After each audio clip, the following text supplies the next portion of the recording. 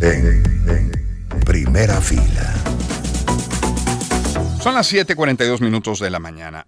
Médicos por la Salud informó que 74% de los centros de salud, es decir, 3 de cada 4, presentan desabastecimiento en los insumos críticos, esos indispensables para operaciones, por lo que el paciente debe pagarlos, el paciente, sus familiares en todo caso, y esto, recordemos, con un salario mínimo mensual de 130 bolívares que equivalen a $3.60, poco más, poco menos, dependiendo de la tasa del día. Bueno, partiendo de esto, damos la bienvenida al doctor Julio Castro, médico con posgrados en Medicina Interna e Infectología, miembro de la Red de Médicos por la Salud, profesor del Instituto de Medicina Tropical de la Universidad Central de Venezuela. Doctor Castro, bienvenido siempre. Gracias, Román. Un placer estar contigo y con tu oyente. Doctor Castro, ¿cómo están los hospitales del país? ¿Cómo están esas emergencias? ¿Cómo están los servicios, terapias intensivas, camas, quirófanos? A ver.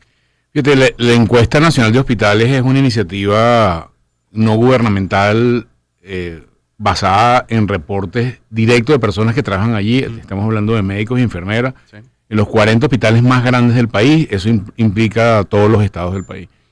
Y esta mide muchísimas cosas. Cada vez tenemos un poco de más parámetros, pero en términos de lo que esta nota de prensa, que es el boletín regular que sacamos, para explicar a la gente un poco cómo se come esto, cuando tú vas a pabellón y te van a operar, necesitas que haya una infraestructura básica mínima que esté funcionando. Digamos, la gente dice, bueno, me voy a operar y aparece en el pabellón. Entonces, ¿qué necesitas? Necesitas, uno, que haya pabellones operativos. Voy con el primer dato de la Encuesta Nacional de Hospitales, que es un dato ya bastante histórico. Aproximadamente 50% de los pabellones del país no están funcionando. Eso es histórico, no es nuevo de enero para acá, sino más o menos. ¿Cómo se calcula eso? ¿Histórico desde cuándo? Desde por lo menos el 2019, donde tenemos este registro semanal. ¿Qué significa eso? El Hospital Universitario de Caracas tiene un diseño arquitectónico de pabellones, es decir, se diseñaron, suponte, 22 pabellones. Funcionan 11. El Hospital Vargas tiene 8 y funcionan 4. Ese es el promedio nacional. ¿Okay? Eso significa que el 50% de la capacidad de operación real está disminuida por razones diversas. Tienen una filtración, la lámpara cialítica, que es la lámpara, no funciona, la máquina de anestesia no está, etcétera, etcétera. Digamos, eso en términos reales, eso significa que tu capacidad de operar está reducida a la mitad ya por un primer banderazo. Con uno solo de esos aspectos que falla, ya el quirófano no está operando. Exactamente. Lo segundo es que tú necesitas insumos para operar un paciente. Claro. Y la lista de insumos es importante. La gente no lo entiende tanto, pero necesitas muchas cosas. ¿Cómo se mide eso? Eso es mucho más difícil porque, ¿qué pasa si no hay fentanil, pero sí hay Narcan? Hay como estoy hablando de medicamentos que se utilizan para dar la anestesia, que son complejos. Entonces, nosotros diseñamos nadie mide desabastecimiento en el mundo. Diseñamos una encuesta que lo hacemos también con la emergencia, y tú dices, mira, le preguntamos a expertos, ¿cuáles son los 15 ítems que tienes que tener a juro y porque sí en ese pabellón para poder operar un paciente de una cosa simple? Bueno, esa lista. Y sobre esa lista, nuestros médicos y enfermeras dicen, ahí no hay, es simple.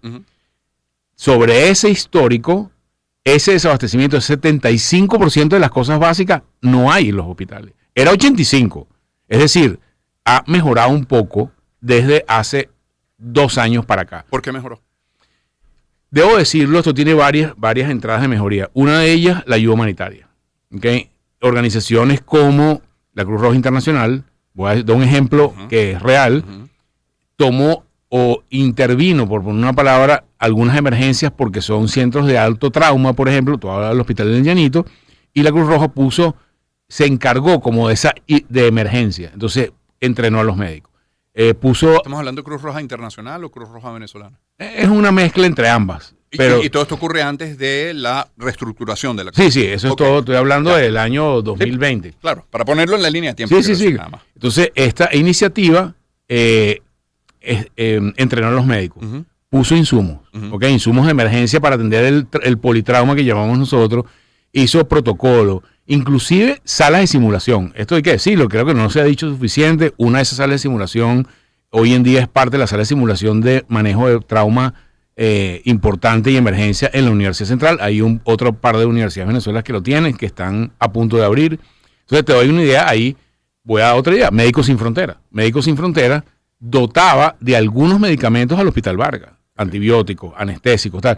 Eran iniciativas, algunas de ellas puntuales, y hubo una iniciativa ya más gruesa, que eran los kits de emergencia, es un cubo de 1 tonelada, que es una cosa diseñada para lanzarla en paracaídas, sí. y con eso armas un hospital de campaña. Bueno, esos kits de emergencia llegaron durante el año 2019, 2020 y 2021 a muchas emergencias del país y surtida de cosas. Claro. Ese es un área. El otro área es que probablemente desde la perspectiva estatal, gubernamental, ha mejorado algunos procesos de algunas cosas. Pero estamos muy lejos de lo óptimo. Es decir, el porcentaje debe ser 0 y tenemos 75%. Estamos en 85%, ha ido bajando a 75%, pero está hoy en día es 0. Obviamente necesitas recursos humanos. De eso quizás no hemos hablado hoy, pero también lo medimos. ¿Y qué significa que no tengas los recursos, ese 100% de cosas? Que cuando tú llegas a un hospital y un viejito tiene un cáncer de próstata. Cuando llegas a un hospital, allí me detengo por un momento, llega ese viejito o ese joven o ese niño con sus familiares al hospital. ¿Qué pasa? Le dicen, mire señor, nosotros tenemos el pabellón, aquí hay médicos, tal, no sé qué, pero usted tiene que traer esta lista de cosas para poder operar a un viejito que tiene una hiperplasia prostática. Tiene una próstata grande y hay que sondearlo. Una cosa que nos pasa a todos los humanos después de determinada edad. Aquí está la lista de cosas y le dan una lista de mercado, porque no la hay en el hospital. Entonces tienes que traer suturas, tienes que traer botas y gorros y los equipos de protección de los cirujanos. Eso es lo básico que pusimos en esta evaluación, esta nota de prensa. Eso suma, independientemente de la cirugía que vaya, sea una cirugía de mama o un cáncer de mama, una cirugía de un tumor cerebral o una próstata o una fractura, eso suma cercano a $80, $100 cada persona. Eso es 22 salarios mínimos. Alguien le pregunta, bueno, $80 no es tanto. Bueno, para una persona que trabaja en un ministerio que gana salario mínimo, eso es mucho dinero. Qué bueno que en la introducción decíamos que hoy el salario es de 130 bolívares, que equivale a casi $4. Exactamente. Entonces, ahí ves un poco el esfuerzo que tiene que hacer el ciudadano para lo básico. No estoy hablando de una abuelita que necesita una prótesis de cadera. Ah, bueno. La prótesis de cadera puede estar en el orden entre $2,000 a $6,000. Y tienes que ir a comprarla tienes que traer la prótesis para que te pongan la prótesis, porque no hay disponibilidad en la mayoría de los hospitales de esa prótesis. Debo decir, por honor a la justicia, que no todos los hospitales tienen el mismo nivel. Esto es el promedio nacional. Los hospitales de Caracas funcionan mejor que los hospitales del interior. A medida que te alejas de Caracas, la situación va empeorando. Entonces, no todos tienen exactamente el mismo nivel. Alguien dirá, bueno, pero a mí me operaron en el hospital de no sé qué cosa y había. Bueno, en ese hospital eventualmente había. Estamos hablando de los hospitales más grandes del país, que son los que tienen mayor tecnología. Otra cosa que medimos, cuánto es el retraso promedio de esa cirugía. Desde que te dicen, usted tiene que operarte, y cuánto efectivamente, porque hay una lista de espera. No es que todo el mundo que llega te operan al día siguiente. Hay una cosa que en medicina llamamos la lista de espera, y es la lista de espera que te dicen, mientras vas operando los otros casos, porque tu capacidad operativa está reducida, mientras compras los insumos, el paciente se hace los exámenes, ese promedio puede estar alrededor de 2 a 3 meses. Entonces imagínate una señora que tiene un cáncer de mama y tiene que esperar meses para que puede cambiar su estadio en ese tiempo. ¿El promedio en el mundo? No, son días. Te voy a explicar lo que pasa en países como Chile. No voy a hablar de Inglaterra, ni de Suiza, voy a hablar de Chile. Chile, según la Constitución chilena y las normas legales en Chile, si tú en Chile te diagnostica un cáncer de mama, tú tienes que estar a los 12 días, antes de los 12 días, con la primera esquema de quimioterapia. Eso está en la ley. Y si no pasa, tú vas a la clínica privada, a la clínica Las Condes o al hospital chileno, que son hospitales privados, y el Estado tiene que pagar esa intervención. Entonces, en algunos países, el tiempo de atención, que es un criterio de atención de alta calidad, está ligado a una normativa legislativa que hace que los países se pongan las pilas para poder atender a sus ciudadanos. Entonces, estamos muy lejos de esos tiempos, muy lejos, muy lejos. Esos tiempos mejoran, tal, pero nunca llega al día. Estoy hablando de cirugía electiva, no de cirugía de emergencia. Sí, claro. Es diferente el tipo que llega, un motorizado, tiene un accidente, tiene una fractura y entra, y la mayoría de las veces probablemente lo operan en un par de días. Pero estoy hablando de las cirugías electivas, que es como otra historia, y se calcula este número, he oído varios números y no es fácil, no es de la encuesta nacional de hospitales, pero la lista de espera en Venezuela puede estar en 5 o 8 mil personas en lista de espera, porque hay desde niños que tienen una hernia, tienen un testículo que hay que operarlo, una hernecita, una operación de la oreja, hasta cirugía de tumores cerebrales, cáncer de pulmón, cáncer de colon, cáncer de próstata. Hay muchas cirugías y esto es algo donde tú ves que el sistema nuestro de salud, esto es un ejemplo del sistema de salud, bueno, está haciendo agua crónicamente ya desde hace mucho tiempo. Y si uno ve los parámetros, estos indicadores que hemos vigilado de seguimiento, la situación está menos mala que en el 2019. Ojo, que era en ese momento, la lista no era que te dice $81. En ese momento tenías que traer los medicamentos de anestesia. O sea, no había medicamentos de anestesia en el hospital. Entonces, una cosa absolutamente irracional. Mire, señor, usted tiene que comprar 4 ampollas de fentanil. Ya la gente sabe lo que es el fentanil. Sí, claro. Señor, ¿de dónde compro ampollas de fentanil? Sí. Bueno, vaya por una farmacia, un tipo que le da un teléfono. Ese punto, doctor Castro, es el doctor Julio Castro quien nos acompaña. Está esa persona que llega al hospital, adulto mayor, niño, con sus familiares, le dan la lista, usted tiene que traerme esto. ¿Es cierto que en muchos hospitales opera al frente o cerca del hospital algún lugar que no necesariamente una farmacia formalmente establecida donde venden esos insumos necesarios, esos medicamentos, esos que el hospital no tiene? Totalmente, Román. Ahí se ha creado. ¿Quién está detrás? Es difícil saberlo, no es algo que la encuesta puede mirar, pero digamos, uno está relacionado con el sector salud y la gente te viene y te cuenta cosas. Lo primero es el acceso a bienes de salud que son restringidos. Por ejemplo, el tema de los anestésicos, estamos hablando de medicamentos complicados. Claro. O sea, no es... O sea, yo no voy a la farmacia sin recibo para que me den fentanil. Exactamente.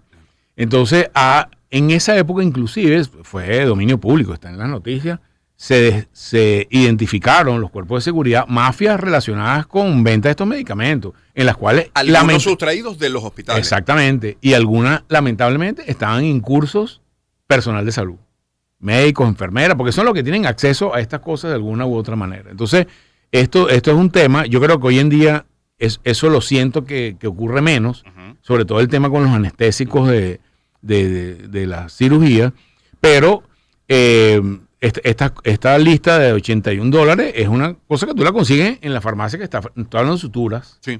Okay, estoy hablando de botas de pabellón, estoy hablando de un kit de parto, ¿okay? Para que una mujer necesita unas cosas mínimas. Necesita un clamp, que es un clamp para el cordón del bebé. Necesita un par de suturas, necesita unos antibióticos, necesita unos medicamentos. Entonces, en las maternidades, te dicen, mira, tú tienes que traer tu paquete, tu kit, de lo que cuesta tanto. Debo decir también que hay iniciativas del Sistema de Naciones Unidas con el objetivo de disminuir la mortalidad materna, que en Venezuela comparativamente es de las más altas de la región, o se puso de las más altas de la región, no era tan alta y subió en los últimos 15 años. El Sistema de Naciones Unidas entendió, por después un lobby que se hizo muy importante, mira, aquí se está muriendo gente desangrada, ¿okay? No hay derecho que en Venezuela se muera una gente de parto desangrada.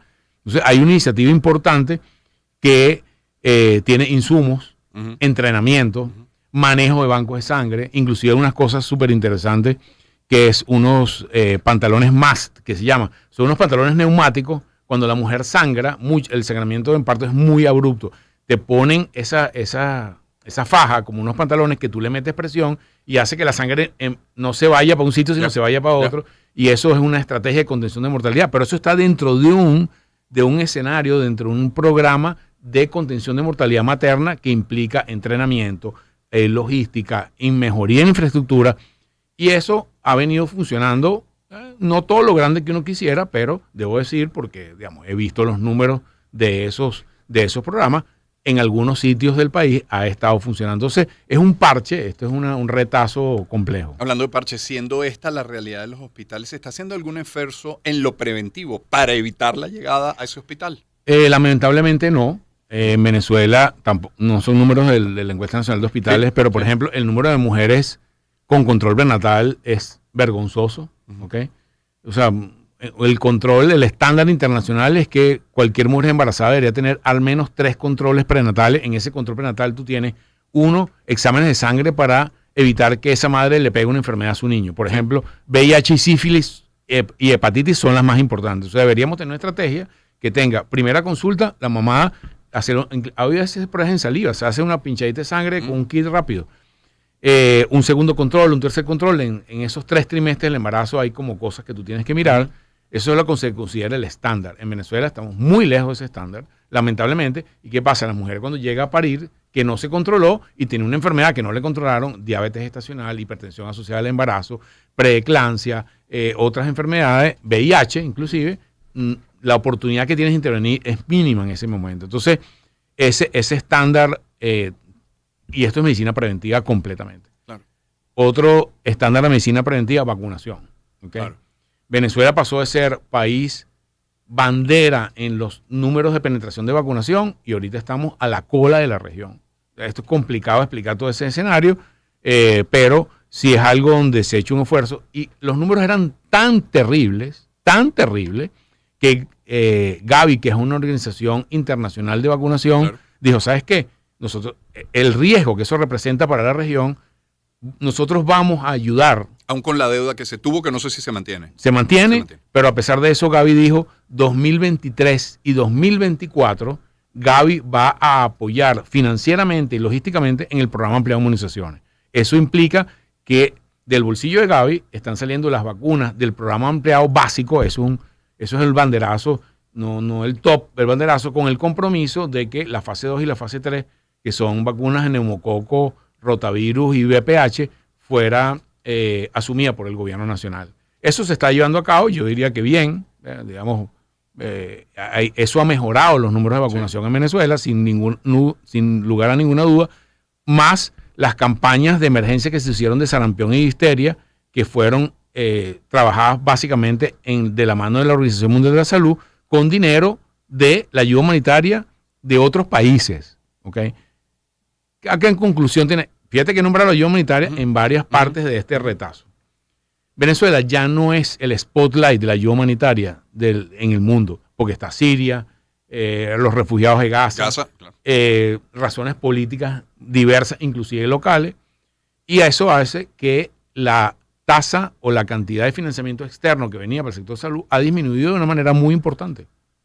Hoy en día estas organizaciones tienen mucha menos capacidad logística y operativa y financiera para ayudar en la crisis venezolana, que sigue estando allí. Debo ser claro en eso. Las situaciones básicas no han cambiado. Mejoraron algunas cosas, pero la situación básica no ha cambiado.